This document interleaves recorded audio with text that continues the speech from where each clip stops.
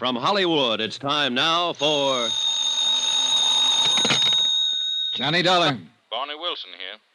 All right, Mr. Wilson, I'm braced. Rub it in. Well, you were a little overconfident. Overconfident? Let's face it, I made a jerk of myself.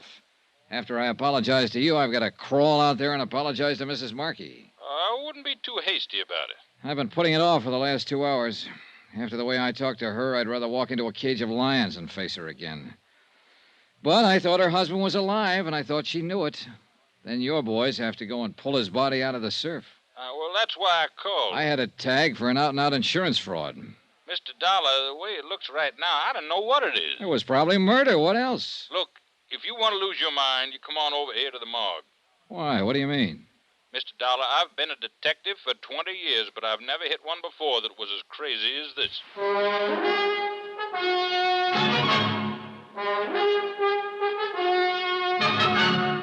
Tonight and every weekday night, Bob Bailey in the transcribed adventures of the man with the action-packed expense account, America's fabulous freelance insurance investigator. Yours truly, Johnny Dollar.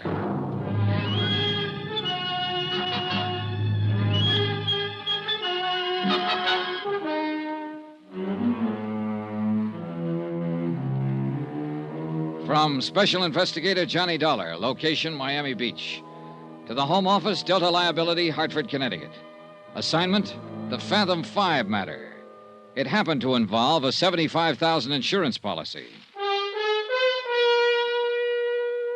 Item 17, $1.60, taxi from my hotel to the county morgue. I couldn't figure what Wilson meant. When the cruiser Fathom-Five burned and sank and William Markey's body wasn't found, I thought I'd spotted an attempted insurance swindle. I'd even warned Mrs. Markey not to try to file a claim. And then, a few hours ago, Markey's drowned body had been washed up on the beach. Wilson should be happy. He'd been proven right. But instead, he'd sounded more mixed up and uncertain than he'd been before.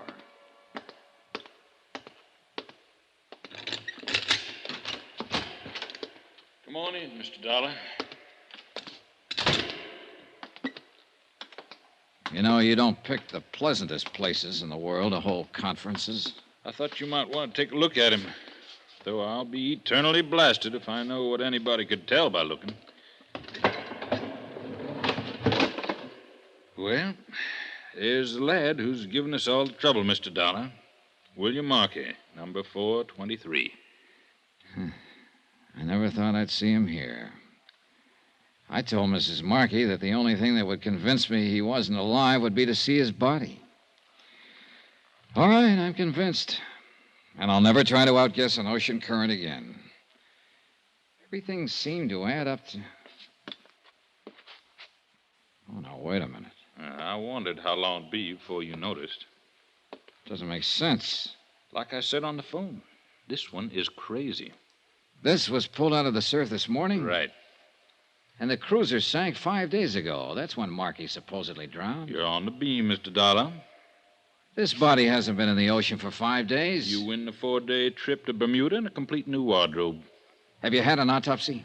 Doc Morgan just finished it 20 minutes ago. That's why I called you. Doc wouldn't stick around himself. You know, I think he went out to get drunk. How long does he think Markey has been dead? Not over 18 hours, since sometime last night. Looks like we were both right, for whatever good it is. He was alive after the sinking, just like you claimed, and now he's dead, just like I claimed. What was the cause of death? Drowning. Only you haven't heard the real crazy part yet. Why? What do you mean? You remember we found one of his shoes washed in a couple of days ago? Yeah? The body was wearing 2 shoes when they pulled it out. They always make one slip, don't they? A couple in this case. Huh? It's the second one that nearly pushed Doc Morgan off his rocket. What second one? Markey was drowned, all right, but not in the ocean. Huh? It was fresh water in his lungs, not seawater. Was Morgan sure? Swore by it, and then at it. That's what threw him. Yeah, I imagine. When you get an 18-hour test on a man who's supposed to have been dead for 5 days and find fresh water when it ought to be salt. I guess the late Mr. Markey can't tell us much of anything else. So, where do we go from here, Mr. Dollar? Good question. You haven't found the car yet, huh? The one Markey bought under an assumed name? No, but I gave the boys an extra prod to bear down on it. Half the town force is out looking for it now. Wonder where he was hiding out for those 4 days. What I want to know is who killed him and how and why. Oh, the why is fairly easy. It's the who and how that carry the question marks. That fingerprint ID was certain, huh?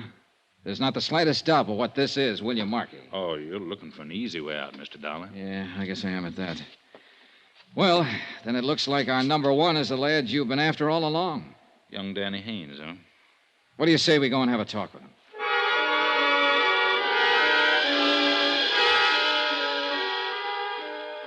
Only one thing was wrong with the idea. It didn't work. Haynes wasn't in, and the clerk at his hotel said he hadn't seen him all day. The night clerk admitted that he'd slept through most of his shift and wasn't sure of anything. We searched Haynes' room and found nothing. So for the moment, we left it at that. Wilson put a stake out in the hotel and went back to his office. I went to my hotel and waited.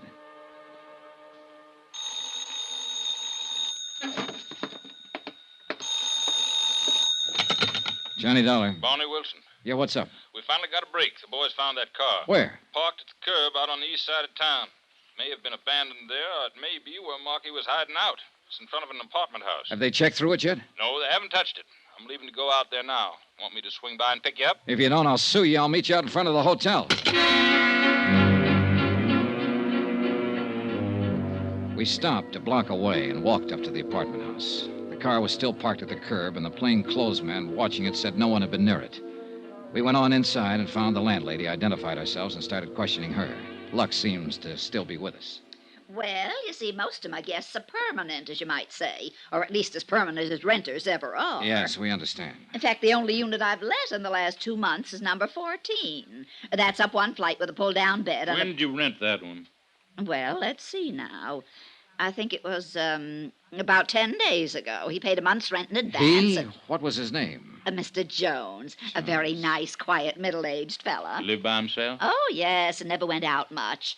After he moved in, that is. He didn't stay here for the first 4 or 5 days after he rented it. Until the night the Fathom-Five sank. When did you see Mr. Jones last? Well, it's a funny thing. He went out yesterday evening and he didn't come back at all. What kind of a car did he drive? Oh, good heavens, I don't know. But you can look for yourself. It's parked out there at the curb. A friend of his brought it by a while ago. What? What's the friend's name? Why, I didn't ask him. He's an awful nice young fella. He said Mr. Jones was going on a trip and sent him to pick up his belongings. And he had Mr. Jones's key, so I decided it was all right. He's up there packing now.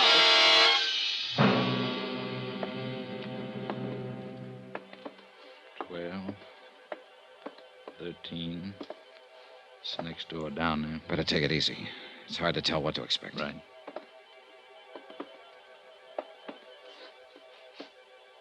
He's in there, all right. Try the knob. Easy. It's locked.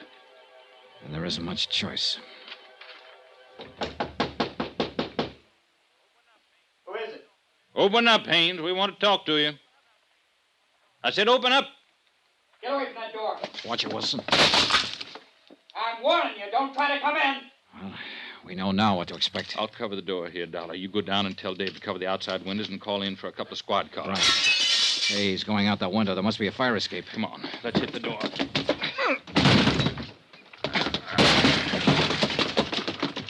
There he is, at the bottom of the fire escape.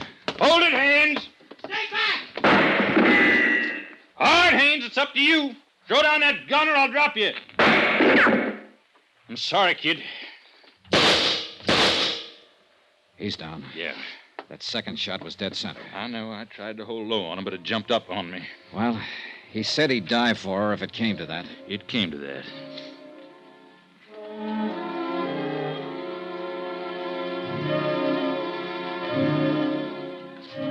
It was after dark when Wilson and I drove out to the Markey Beach House.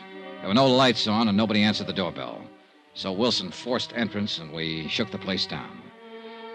We found evidence of a struggle in the study and in the bathroom. Water from the bathtub had overflowed behind the tile and was still seeping out along the baseboard. We found a dressing gown of Mrs. Markey stuffed in the back of a closet, soaking wet.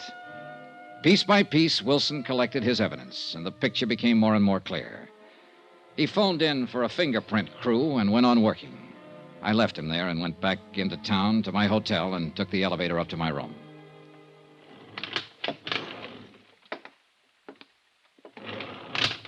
Mr. Dollar. What are you doing here? Waiting for you. They've got extras out. They say the police shot Danny Haynes. I thought maybe you could tell me what it's all about. Sure. And what you mostly want to know is how much he talked before he died. Isn't that it, Mrs. Markey? I don't know what you mean. Then go on out to your house and ask Wilson. He's out there with a fingerprint crew. And I imagine he can tell you anything you want to know by now. I slipped up last night. I thought it was Haynes who came to your door. But it wasn't. It was your husband. And you told him to come back later. Then when I left, you called Haynes and had him come over. If he said that, he lied. I even gave you the idea for it myself. When I said the only thing that could convince me your husband wasn't alive would be to see his dead body. So you talked Haynes into helping you provide the evidence I said I'd have to have. My husband's body was found in the ocean. They told me that this evening. Yeah, but he didn't die there. He was drowned in the bathtub at your house, and you and Haynes did it. You're out of your mind. Danny Haynes was lying. Then go tell Wilson. It's his job now, not mine. Maybe you'll be able to convince him, but I doubt it. And I'm pretty sure you won't be able to convince a jury. You think not? I'll get the best lawyer money can buy. Yeah, you do that, Mrs. Markey, but don't plan on using any of that insurance money for it. Why not? Because there won't be any. That policy was already void when you and Haynes killed your husband last night. What? An attempted fraud cancels the policy the minute it's committed. In other words, Mrs. Markey, 5 days ago when your husband sank the Fathom-Five and tried to play dead. I don't believe it. You've lost out all the way around, Mrs. Markey. Your husband, your boyfriend, your insurance claim. And now you stand a pretty good chance of losing your life. A 4-time loser. That's really a record.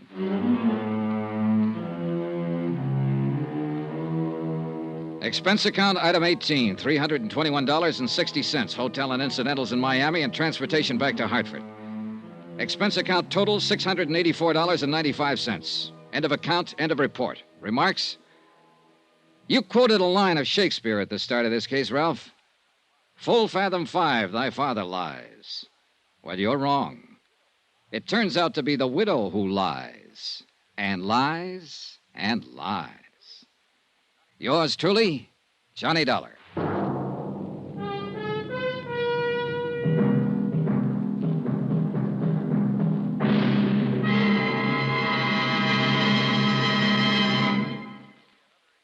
Remember, there'll be another exciting story of yours truly, Johnny Dollar, beginning next Monday night. Next week.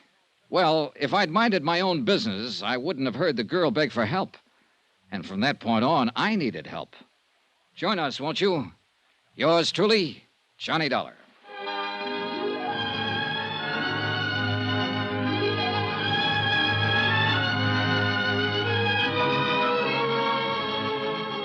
Yours truly, Johnny Dollar, starring Bob Bailey, is transcribed in Hollywood. Written by Les Crutchfield, it is produced and directed by Jack Johnstone. Heard in this week's cast were Mary Jane Croft, Barney Phillips, Carlton Young, Eleanor Audley, Sam Edwards, Shep Menken, and John Daner. Musical supervision by Amerigo Marino. Be sure to join us on Monday night, same time and station, for another exciting story of yours truly, Johnny Dollar. This is Roy Rowan speaking.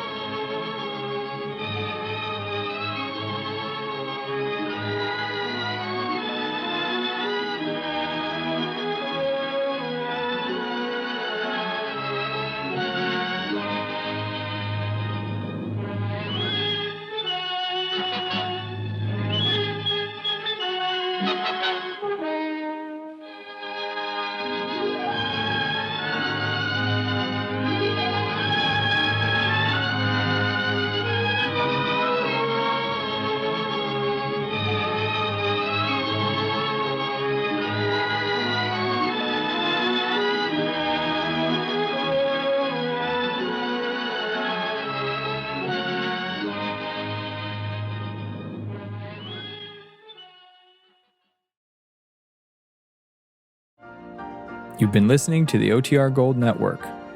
Find more classic radio at otrgold.com.